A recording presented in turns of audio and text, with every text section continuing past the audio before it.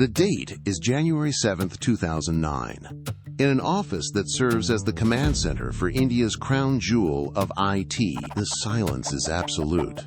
Ramalinga Raju sits at his desk. He is not reviewing quarterly earnings. He is not finalizing a contract. His fingers move across the keyboard, typing a letter that will dismantle an empire. He writes that over $1 billion of the cash listed on the balance sheet does not exist. It was never stolen. It was never lost. It was entirely invented. As he hits send, the digits on the screens across the globe begin to flicker and fall.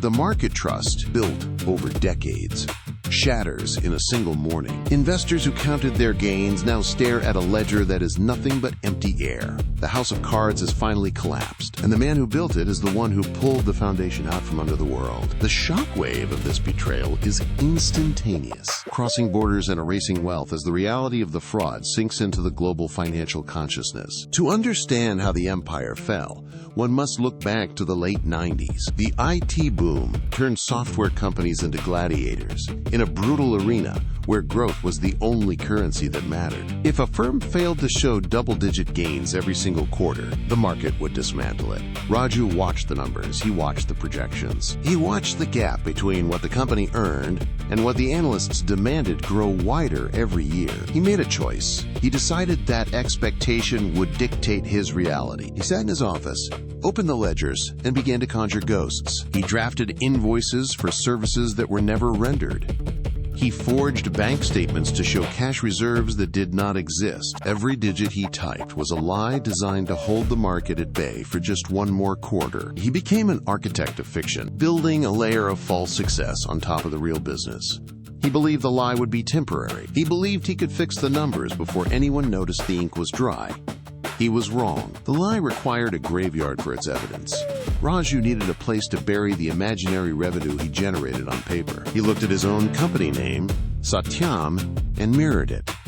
He formed a shadow entity called Maytas. It was a shell, a vehicle built to move the phantom cash out of the public eye. The scheme functioned as a closed loop.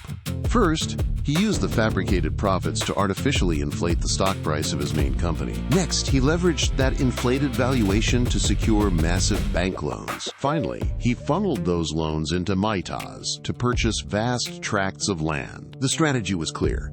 He was betting his entire operation on the appreciation of real estate. He believed that if he could hold the land long enough for market prices to soar, he would merge Maytas back into the parent firm. The plan was to use the massive gains from the land sale to fill the billion-dollar black hole he had created. He moved millions through these accounts, creating a trail of paperwork that looked legitimate to even the most seasoned auditors. He was running a private bank, fueled by public deception. Gambling that time and property values would eventually make his fraud disappear. The loop functioned perfectly until the world stopped spinning. In September 2008, the global financial foundation cracked. Lehman Brothers filed for bankruptcy, and the shockwave hit every market on the planet. The credit markets froze. The liquidity that Raju relied on to sustain his deception evaporated in a matter of days. Real estate, the very anchor of his exit strategy, plummeted in value. The massive tracts of land he had purchased through Maytas, once his insurance policy against discovery, became dead weight. He waited for the market to rebound, but the recession deepened. The property values did not rise. They cratered. His phantom wealth was tied to land that no one wanted and banks would not lend against. The billion-dollar black hole he had carefully masked was suddenly stripped bare. There was no more cash to circulate. The fake invoices could no longer be disguised by new loans. The company could not meet payroll, and the pressure shifted from the market to the office floor. He stood in the center of his own design, watching the walls close in as the reality of the global collapse rendered his fraud impossible to sustain. The time for maneuvering had ended. Raju made his final move. He announced a plan for Satyam to acquire Maytas, effectively forcing the parent company to absorb the private fraud. It was a blatant attempt to use public shareholder funds to bail out his failing shadow entity. He presented the merger as a strategic expansion, but the numbers did not add up. Investors looked at the proposal and saw the void. The logic failed. Suspicion turned into immediate action. Institutional shareholders realized that the acquisition was not a growth strategy. It was a desperate rescue mission for a ghost company. The reaction was instantaneous. Sell orders flooded the exchange. The ticker tape turned red as the market stripped away the artificial value Raju had built over a decade. He watched the screen as the stock price began a vertical descent. Thousands of shares dumped in seconds. The market did not wait for explanations. It reacted to the scent of ruin. The tighter he pulled the strings to save his scheme, the faster the knot unraveled. His attempt to force the merger had backfired, turning the spotlight directly onto the very fraud he had hoped to hide forever. The facade shattered completely.